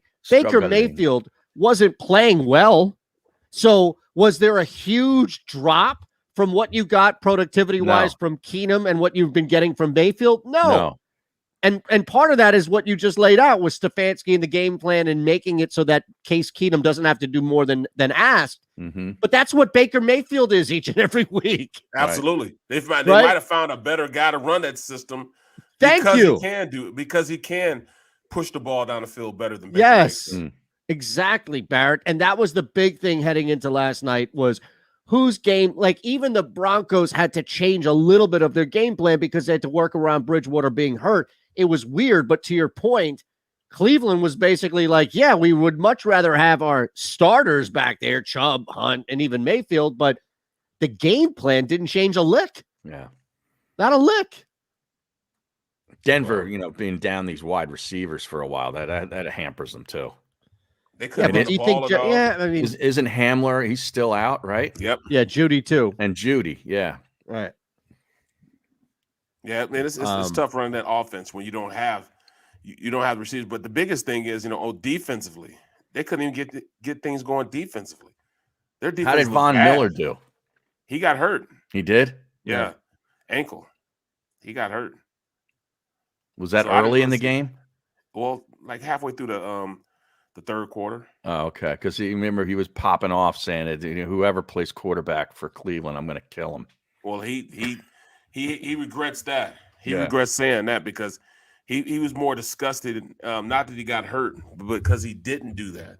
He wasn't really a difference maker. He got one QB hit before he two QB hits before he got hurt. And that was it. That was all his production. He didn't get any sacks. So he did next to nothing. For their best player, he said it. I'm the best player on this team. I've got to become more of a guy that makes an outcome, dictates an outcome. Yep. And he did not do that. He was average at best. Well, we got one. We should look at this game because Kai's going to join us coming up in about 20 minutes. So the Eagles have dropped now to a 2.5-point road dog. See a couple of people I like, trust, follow all in one who jumped on the Eagles +3. I don't know. Maybe this is an opportunity to get the Raiders when they're riding high and catch them when they're feeling themselves. They just look so together against Denver, but then after watching Denver last night, I'm thinking maybe it was just Denver. I told you it was smoke and mirrors, bro. So maybe this is it. Wow, this would be one hell of a victory. I got to give Sirianni and Hurts and all these guys credit if they were to go in and beat Vegas following the Raiders getting all of their stuff together. Well, yeah, I would give them tremendous credit too. But let's not forget that the only way they beat Carolina was the blocked punt. Yes. Okay? Right. It's nothing that this offense has been awful for 2 straight weeks since we were stroking Jalen Hurts for playing his best game as a pro against Kansas City in a losing effort. They have been atrocious. And the only way that they even patted it last Thursday night was because Tampa was just like, let's just get out of here. We're up 28-7. This game's over. And the only way they scored that is because a pass interference call got him inside the 5. Yep. There's nothing they're doing offensively that makes me think that if the Raiders put up 27, that they're going to be able to stay with them. Yep. But this is it, man, right here. If they don't run the ball and the game plan dictates that they run the ball, that defense, they can't stop the run. They're ranked like what? They're like 25th in the league 25. Yeah. As far as stopping the run. Right. So this dictates them running the ball. They're into this. All right, well, the DBs of this team are not good, so we should throw the ball. Okay, this is a game which you need to run the ball. Yeah. If they don't run the ball, man, I'm through. I'm done. You're done. Finished. I'm done. So there's nothing else to say. A major rant on the post-game show if Miles Sanders has 3 carries for 7 yards Sunday night. They may kick me off the show, bro. Wow. Because I am going to be pissed. Really? Because it dictates. Pissed? Yes, I am going to be pissed. In fact, that's what I'm writing in my. I got to do my my write-up for predictions. Yeah. For NBC, and that's what I'm writing up. If they don't run the ball this game and go by a game plan that they don't run the ball at the very least 20 times, and that should be the case. Wow. 20 times, then I am going to be totally pissed off. You know what I mean? Because this dictates that you have to run the ball. All the signs push to you running the ball. And if they don't have a game plan in which they run the ball, I'm out on. I'd have to be out on them. I'd have to be out on Nick Sirianni, bro, and this coaching style, because that tells me that tells me that you're not interested in putting a game plan to beat another team. You're interested in just doing what the hell you want to do, and you can't do that. Get ready. You got to put your players in a better position. Well, that's what he keeps saying. Well, he keeps on. Well, it's time to do it. Yeah, it's time to do it. But this is it, and this is the week, because it would take you this long to give him, and I'm asking, would it take this long to give him the benefit of the doubt where he's gone long enough to not have learned his lesson and he's not going to learn it already? Like, is that what you're looking at? Yes. Now you just hard-headed. Now you don't care anything about what your players can do. It's more so what you want to do. You know what I mean? And I can't get with that. Right. And what is it that he really wants to do? Because I can't tell you what this offense is. Nobody does. Not even he knows. Right. The quarterback, just go make something happen. Right. Improvise. Yeah. And he's not improvising because of what that's what Jalen wants to do. He's improvising because that's what defenses are dictating him to do. They keep want to run his RPO.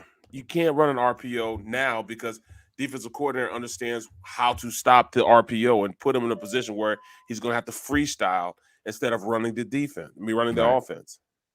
They're making him pull it and not throw it and then improvise a play after it. Joey B asks a good question here on the stream. Will McMullen report on the game from the End Zone nightclub? Is McMullen in Vegas? Is he going to Vegas? There was talk that he was going to be going to Vegas for this game. I thought no he idea. was. Yeah. I thought he was. Okay. That's what I thought too. What would he be reporting on? What do you mean? What would he be reporting on? Like, what does Joey B want specifically to hear? I don't know. I mean, just anything from the game, I guess. All right. You know, is he going to have a couple of more plays that I can tease the Eagles with? Because that's what I really want to know. Jeez. Otherwise, what the hell are we doing here? Let's see this. Eagles plus 2.5. All right. Let's take that. Let's look anywhere else. Who else? Wow. Bengals have dropped from 6.5 to now 6. Got him in at 7. Told you that earlier. Get him in at 7. Titans. How about this? Titans are 4-1 straight up as the dog in their last 5 against the Chiefs. They're getting 5 at home. Total is at 57. It's moved up. The total is at 57.5. That's a college total, man. Yeah. That could be. Is that an all-time high for this season already? 57.5. That's got to be close. I think so. I think 56.5 was where we were so far. So I'm going to throw the Titans in there at plus 5. You like another dog that we can tease up? Like, I wouldn't trust Detroit teased up at 15.5. Chicago, I don't even know if they can score. Houston could easily get blown out 43-3. I tell you who I really like to tease up would be the Colts. Now, this is a little unfair because San Fran is not technically a team that you would think of with a losing record, but yeah, the Colts have won 8 straight versus teams with a losing record. And they're getting 4.5, huh? Yeah. Wow. And the Niners are 1-8, I think, in their last 9 as the favorite, against the spread as the favorite. Come on. Trends are telling you, take the Colts. Well, yeah, but especially if you got to pad the point spread by 6 or 7 points, right?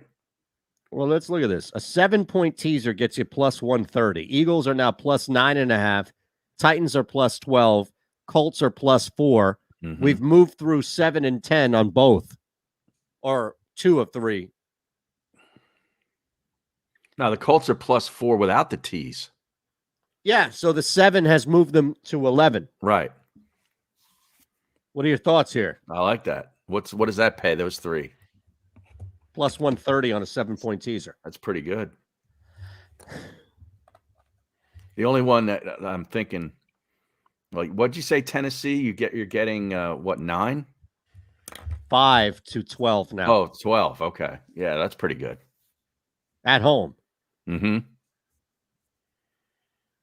issues here? I mean, with that 57 total, they're thinking Tennessee's going to score too. Right. Exactly. I mean, we talked about it. Who's hurt? A.J. Brown is back, but Julio's still sick. I'm not sure. Right? Isn't Julio still dealing with stomach issues? Did you see that catch he had on the sideline? That dude is unbelievable, man. The last game. Julio Jones?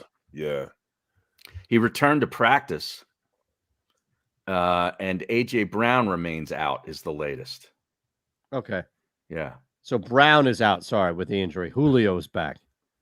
I think Brown is sick. Or, yes, I think Brown is still dealing with maybe stomach injury or ailment. Jones was limited. Oh, yeah, he had a stomach sickness. He he had to get like IVs before the game and after halftime of the game. Yeah, his body is rejecting food. Yeah, wow. That's not good. I need that. Yeah. We need to get this guy some White Castles, man. Right. Bump him up. Yeah. Right? You know what, man? He apparently had food poisoning. Yeah. That's what it was. Yep. I think, but he's still not back yet, right? No, right. Bucks have a bunch of guys out as expected.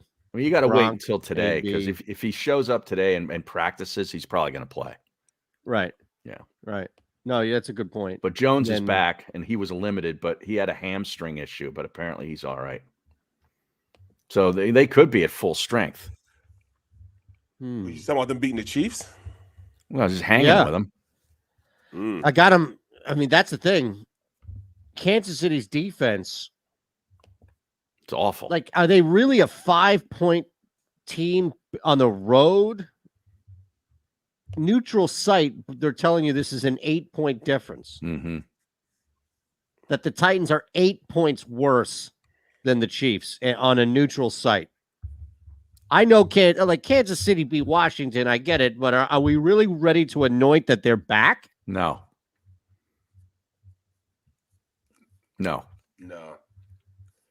I mean, they still turn the ball over. Defense, their defense is trash. It's their offense, man. You still can't take that trifecta out of there, man. You can't take Mahomes, Kelsey, and the cheetah out of the mix. Kelsey has been pretty much neutralized.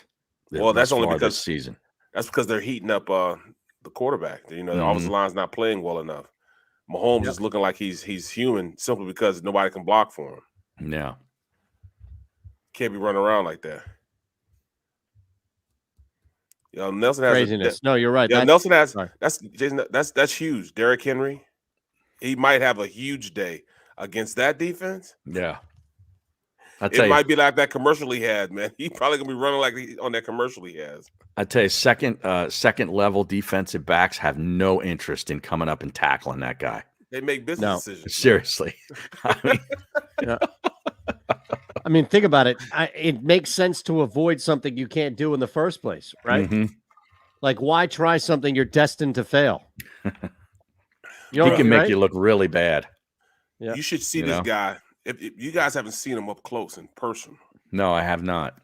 Bro, looking at him and how big he is. Yeah. Like I was next to him when in college. I had to interview him when he was in college. Yeah. We did a couple of Miami. We did a couple Alabama games. And when he walked into the room, Todd looked at him like, man, I thought there was a defensive lineman walking in. It's like Brandon Jacobs. Remember him with the Giants years ago? Yeah. Yep. I mean, that guy looked like a defensive end. Well, that's the way. That's exactly the way he looks. Yeah. And he walked in the room. I looked at him like, where did they get this kid from? Yeah. I mean, I'm talking about, and he's ripped up. Right. So was Jacobs. Yeah. I remember being on the sideline for a Rutgers game years ago. This is a long time ago. And him and Strahan and I think Justin Tuck were all on the sideline too. And I'm standing there next to him and I'm like, man, those guys are defensive linemen and he's as big as they are. Insane, isn't it? Yeah. Yeah. Yeah. And to be that fast. Exactly. Like that's what always got me about the bigger, not fat, but like the bigger running backs who weren't like Natron Means, right? Like these guys who were just big. The Bussy, yeah. Yeah. That weren't ripped up like Brandon Jacobs, but still could move. Mm-hmm. Bro, right? This kid, man, I'm looking at him, and he's bigger than everybody said. No, he's bigger than linebackers. He looks bigger than linebackers in person. You know what I'm saying? In person. This kid is so big. I was like, yo. So when he walks there, Todd says, sheesh. Because Todd doesn't cuss. Right. He's like, man, I have never seen a specialist as big as you are. Yeah. Brandon Jacobs was 6'4", 260. Think about that. Cut up too. Yeah. Cut up. Yeah. How big is Henry? I think he's like 6'3", isn't he? Let's see. He's got to be 6'3", 240, right? Yep. Don't know. 6'3", 240. Nailed it. Wow. Right on the head. Yeah. I was like 6'3", 240. That's ridiculous. And can move. But the thing is, man, what makes it imposing is when he's outrunning DBs with angles. Mm-hmm. Yep. In a straight line, you can't catch him. Mm-mm. And it seems like he only gets faster as he goes farther. He gets faster because he starts really pulling away from him. Yeah. All right, we got a break, Eytan, if we got Kai coming up.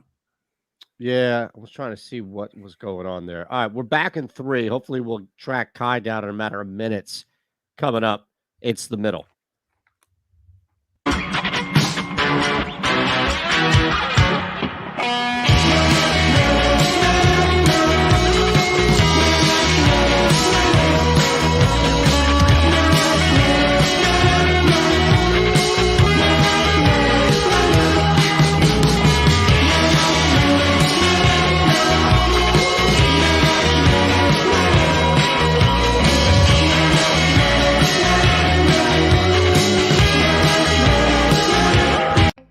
As a hard-working American, you've never experienced how tough life can be until now. A catastrophic injury while working on the job. A personal injury from someone else's negligence. Turned away by other law firms in the region who didn't bother to learn your story. It's time to meet the Fritz & Bianculli Law Firm and managing partner Brian Fritz. Badly injured? Call the Fritz & Bianculli Law Firm. Find out why they say, "We got this." The savoring taste of a good bag of beef jerky is so enjoyable at any time of the day, as long as you can find it. Here's what we suggest. Pure Bull beef jerky is our answer, and soon it will be yours. Locally produced in the Philadelphia region, this high-quality, healthy protein snack is easy to secure. Go to steersnacks.com, and you'll see hot garlic, tropical heat, Pure Bull dry rub, and our favorite, Huck and Fod. What's that? Huck and Fod. Go now to steersnacks.com. At Stateside Vodka, every new customer gets the world's best rocks glass. Free. What's that? A rocks glass? You're telling me that bottle is cut in half? You could say that. Holy shit. And you're telling me I can get one of these glasses for free? That's right. 1 free rocks glass per customer with each first-time purchase of Stateside Vodka. So good, it just disappears. The International Brotherhood of Electrical Workers, Local Union 98, is a proud sponsor of The Labor Show with J-Doc and Krause every Saturday night from 6 to 8 p.m. IBEW Local 98's highly trained and superbly skilled electricians are the best in the business, setting the highest safety standards in the electrical industry. So when you're planning your next industrial, commercial, or residential project, choose an IBEW Local 98 union contractor. Learn more at ibew98.org. Go for the midnight dares. Go for the game. Go for the hits. Go for the fans. Go for the win. Go to Ocean Casino Resort. Book your trip at theoceanac.com.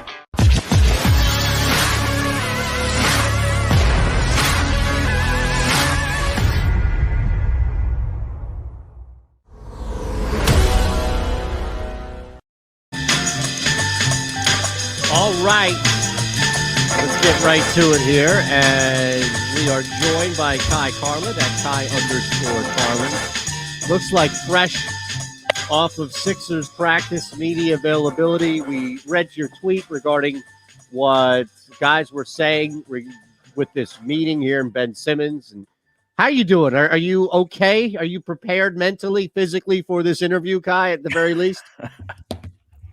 I think he's frozen. Oh, no. Yeah, he looks frozen. All right. Well, there we go. Yeah. I didn't want, Joey B or somebody to screen cap that. Right. Right. Here we go. I think we have them back now. Oh! Uh-oh. He's frozen again. What a face no. Frozen on. Oh, right. no.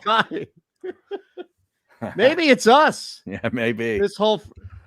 It's great too. Look, we've got like still shots that continue to define. There we go. Kai, do me a favor. If you can hear me, we're gonna cut you out. Just reset and just sign back in. Okay. I think that'll be the easiest thing to do, and then we'll get him back up here. But there's been a lot of discussion, and he was right there. Yeah.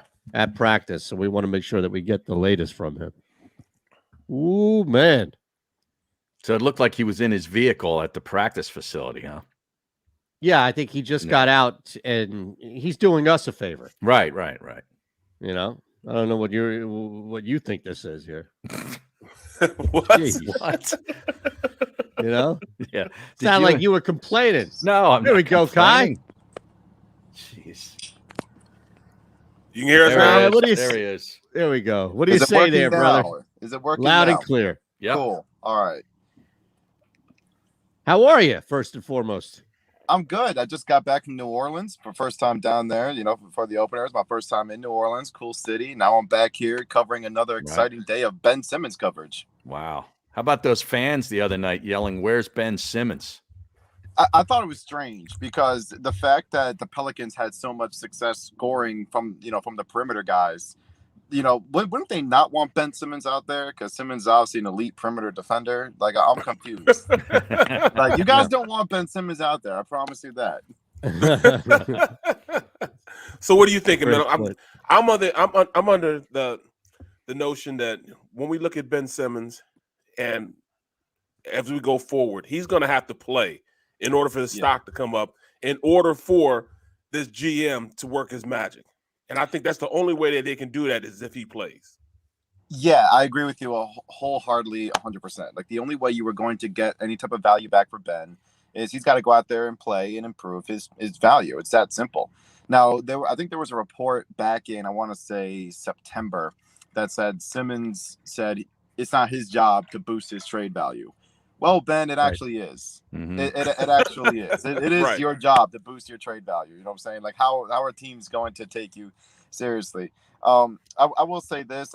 Listen, I think we all know the Sixers are a better team with Ben Simmons out there, at least with this roster. I think we can all say that. But, I mean, at the same time, though, it's just like for Ben to do anything or get to where he wants to go, he has to go out there and play and prove it and build his value up. And for some reason, just right now, there's a mental block right there for him. You know, he's not mentally ready to play. And at this point, he's going to take some time for him to kind of reset himself and come back and play. It's going to be just a real fluid situation. But yeah, he's got to come out and play. There's no doubt in my mind. Let's just say there is a time at some point soon where he is mentally ready to play. According to him, does he play in just the road games? Because I can't imagine this situation of, him, he can't be perfect and he's going to do something, negative. And that fan base will just destroy him. Yeah, the fan base is going to kill him. I think we all knew he wasn't going to play tonight. I think we all knew he wasn't playing tonight. There's no way. My first prediction was that he would play Sunday in Oklahoma City. You know what I'm saying? Like, on the road, OKC, not too many media going to be there. Like, I'm not going to Oklahoma City. So you're not? No, I'm not going to Oklahoma. It's usually the first city that gets taken off the list, Harry. Is that you have to kill a city. Yeah, it's usually OKC. Darn it. But yeah, like that was going to be my prediction. I thought that he would play in OKC on Sunday.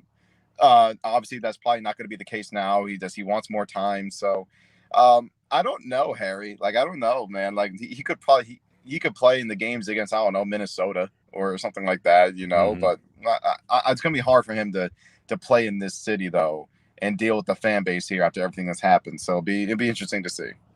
Here's the big question I have, though, real quick, Barrett. And this is, I can't move forward without knowing what's going to happen with this. So please just indulge me for a second. Okay. Will the Sixers pregame hype video tonight feature Ben Simmons in it? I don't think so, because I think all throughout the preseason when they were like promoting the home opener and they were promoting things like that, Simmons wasn't in it. He was replaced, I think, by Tyrese Maxey. So I don't know if he's going to be in the hype video tonight before the starting intros. Wow. Ooh, see, Barrett, that tells you all you need to know. He ain't playing. Come on. I doubt if he even comes to the game tonight. He's not even going to be. No, he's not going to be at the game. There's no way he's at the game. Would be he would have to wear that Kanye West mask that Kanye was wearing in Germany, right? Like that white head. Yeah. Ben Simmons would have to look like the Wayans brothers in White Chicks in order to really like hide here in plain sight, man. Can you imagine? Like, that would be some video I'd watch where Simmons is fully decked out, looking like a completely different person, and just sitting in the stands cheering on the Sixers or cheering on, maybe wearing, it would probably be too conspicuous if he was wearing Nets gear, but maybe he's wearing Sixers stuff and just, I don't know, hanging out in the background somewhere. Yeah. I think he and Kyrie are going to be somewhere watching the game together. Right. laughing. Yeah. Well, hey, I asked these guys this, and they seem to think no. Do they have enough right now to compete in the East without Ben? No. And nothing back, right? That was the caveat. Well, right. Well, let me say this. If they can trade Ben for they're not getting Damian Lillard. Like unless Lillard changes his mind about the situation in Portland. The guy he's supremely loyal to Portland. That's kind of been my thought process this whole time. There's no way to get Lillard. They could get Bradley Beal, because I mean, who knows? Beal could get upset with the situation in Washington and want out, and maybe Beal and Embiid could maybe push them over the top. I will say this: if Ben does come back and he plays to the best of his abilities, as we all have seen in the past, then they could maybe give Milwaukee, a push. But Brooklyn, no. I mean, because listen, my prediction on Brooklyn is I think Kyrie will eventually get vaccinated, and Kyrie's going to be out there at some point. So, and if all three of those dudes are healthy and they're good to go, I don't think it matters what anybody in the East does. Brooklyn is going to come out of the East. That's just kind of been my thought process on the Nets. As if those three dudes are out there, it's not going to matter. So it'll be interesting to see. But at this moment in time, this roster specifically without Ben, no, they got no shot. Okay. What was your thoughts on Tyrese Maxey's game the other night? I thought he looked good. 20 points, 8 for 14 shooting. I think he knocked down 2 threes, pulled down 7 rebounds, had a couple of assists. I'm concerned with him defensively, though, because Nickeil Alexander-Walker, who I love on the Pelicans, I love that kid's game. But Alexander-Walker absolutely went right by him, blew by him a couple of times. Brandon Ingram, Ingram's an all-star, so that's understandable. But Ingram was cooking him, too, and he had a couple issues with Devontae Graham as well. So, there were a couple things where New Orleans really kind of just pinpointed him on the defensive end. And Maxey has made strides. You can see it from opening night last year against Washington up until opening night this year against New Orleans.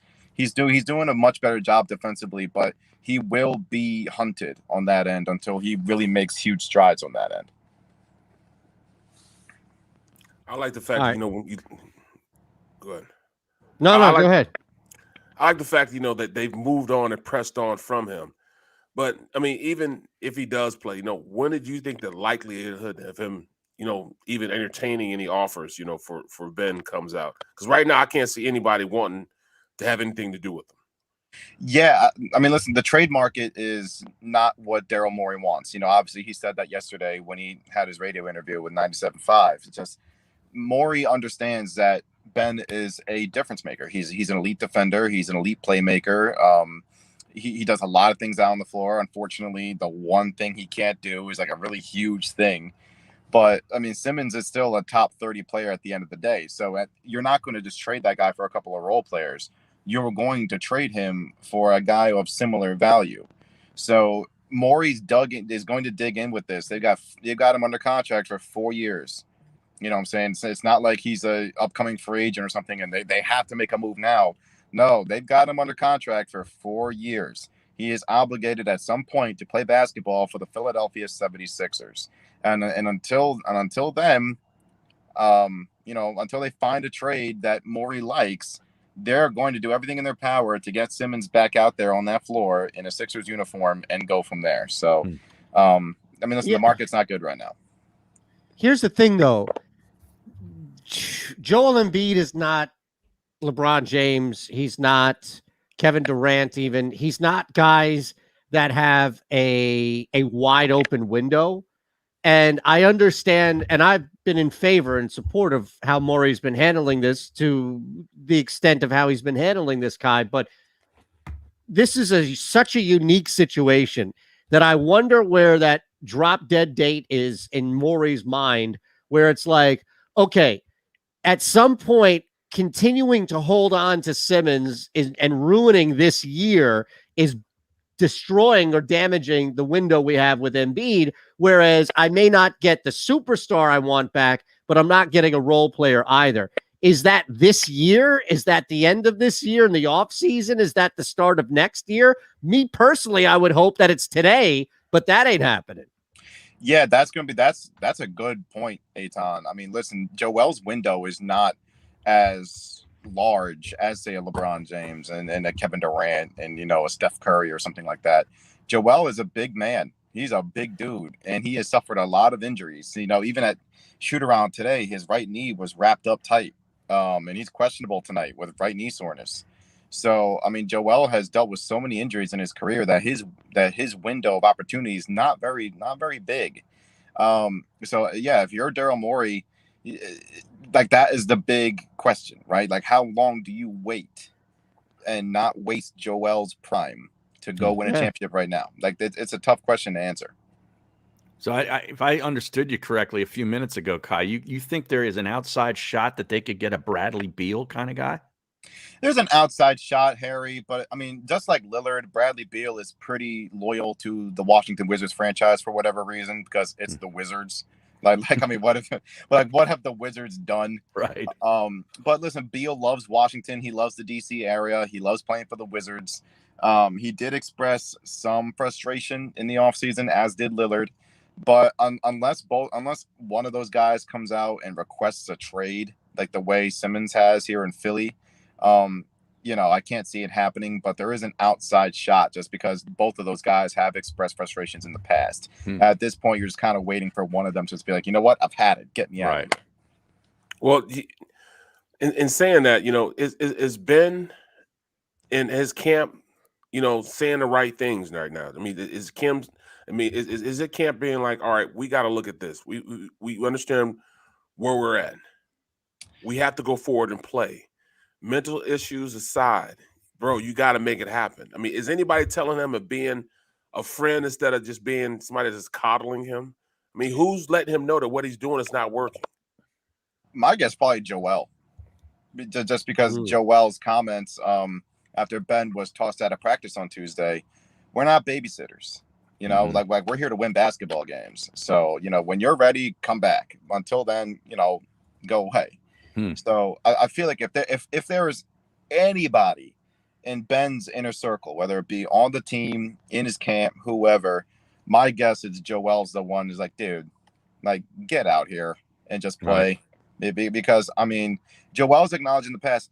I feel like Joel's at a point where the Sixers have come up so short in the playoffs in the past, a couple different times already, 4 years in a row, that Joel's like, dude, you and I have had so much regular season success, and we haven't been able to bring it out on the floor in the playoffs.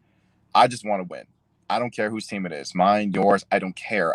I want to win, and that's been Joel's kind of big message to this team. That's been his message to the media. That's been his message. George Niang was talking about it today. Joel just wants to win. So I feel like if there's anybody, Joel will be in his ear, be like, dude, let's just get this done. Like, come on. How was Jason Kelsey's quotes received down there today?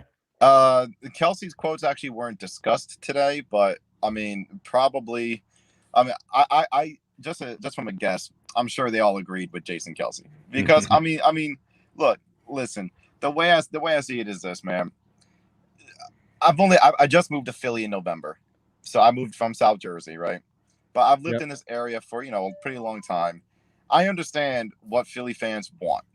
You just want effort, like a hard, honest effort to get better, to improve, to make. And listen, this fan base will defend the hell out of you. Yep. If they see the effort. To a fault, though. Yeah. Like Aaron Rowan had a statue built for him because he ran face first into the wall. Yes, absolutely. They will defend you to a fault if they just see an honest effort. And right now with Ben, unfortunately, you just don't see it because of the way he's handled things. And his comments after Game 7, I am who I am. We lost. It sucks. That is not going to sell the fan base here. Right.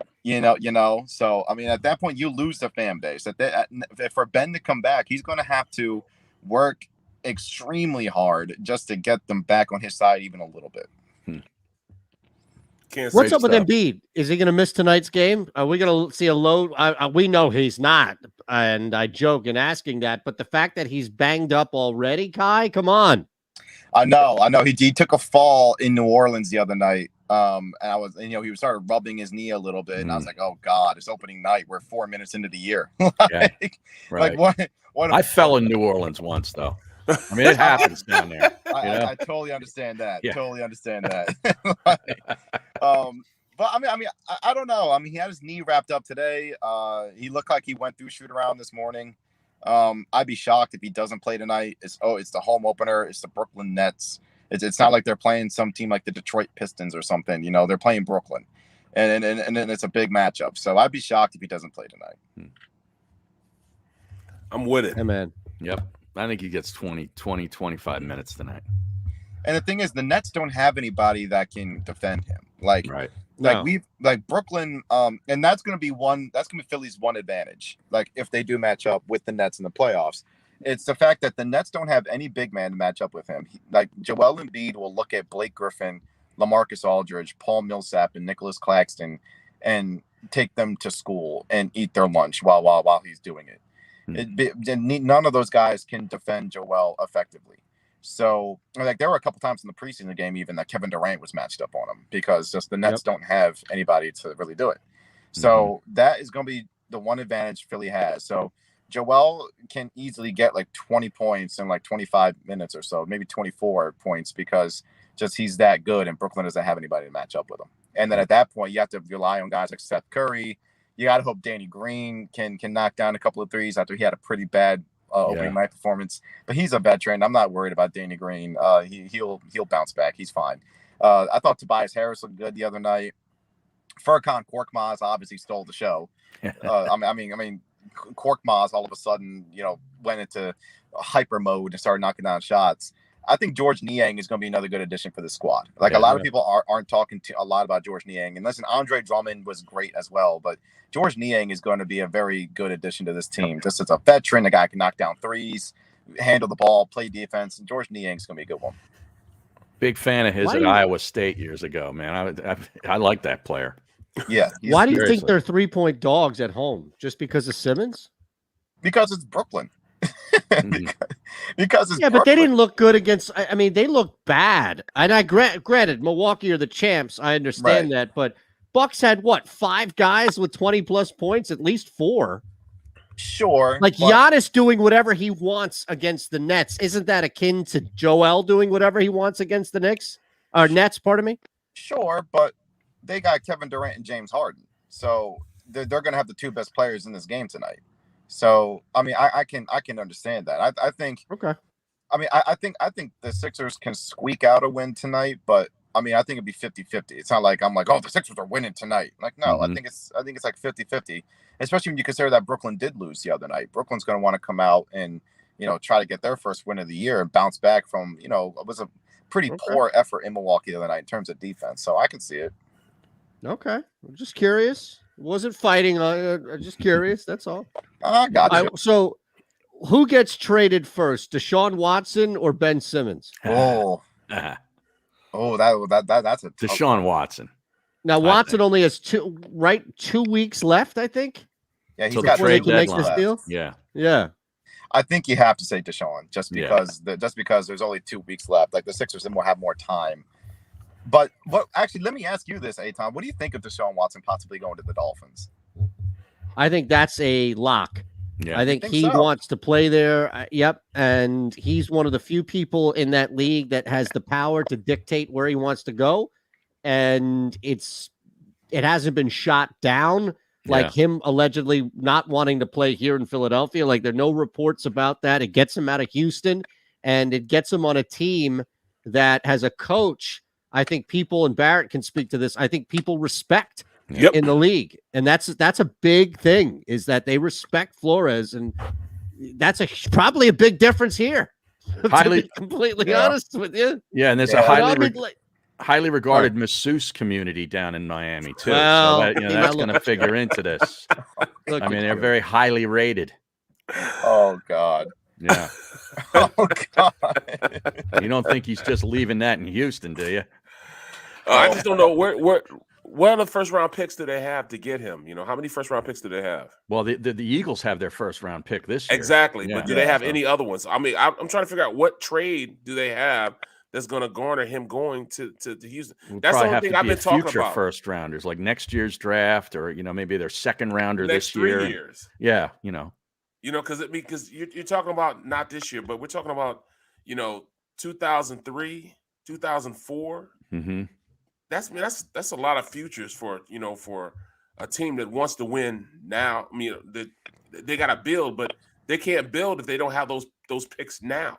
They want them picks now. They're trying to rebuild right now. Yeah, and that's why I say Houston. I don't know how they're gonna orchestrate a trade when there's nothing really of value that Houston is looking for that would help them become a better player, and build a better team right now. They don't have enough.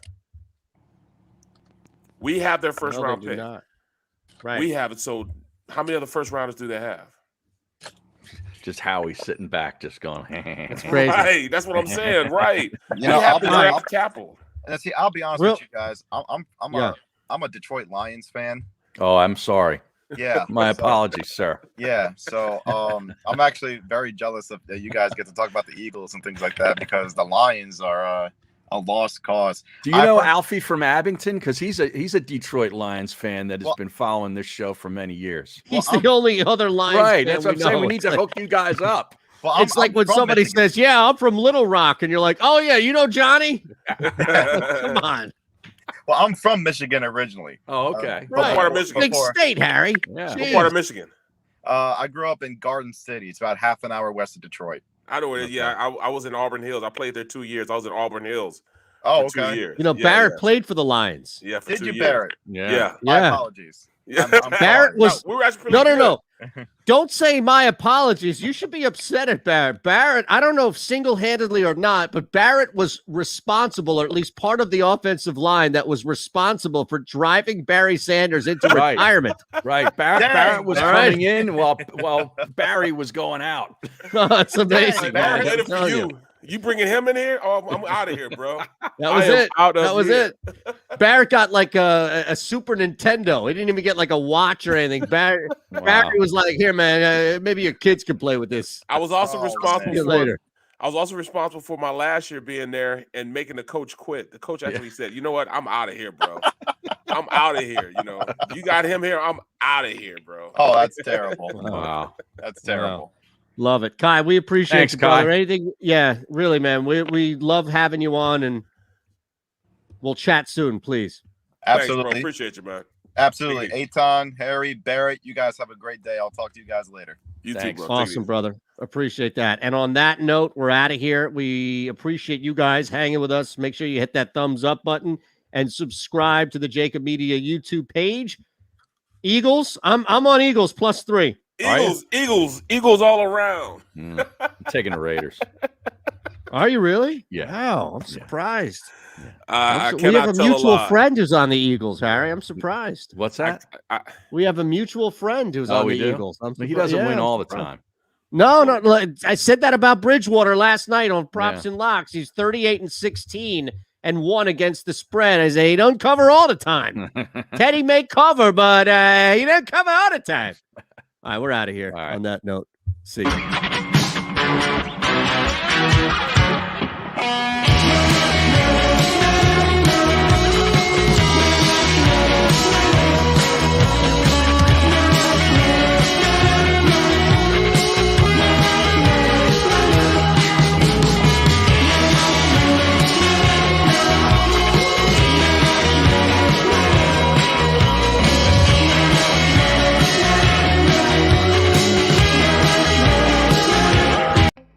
As a hard-working American, you've never experienced how tough life can be until now.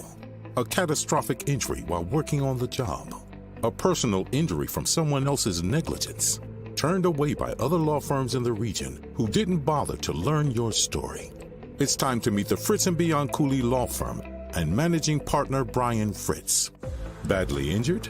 Call the Fritz & Bianculli Law Firm. Find out why they say, "We got this."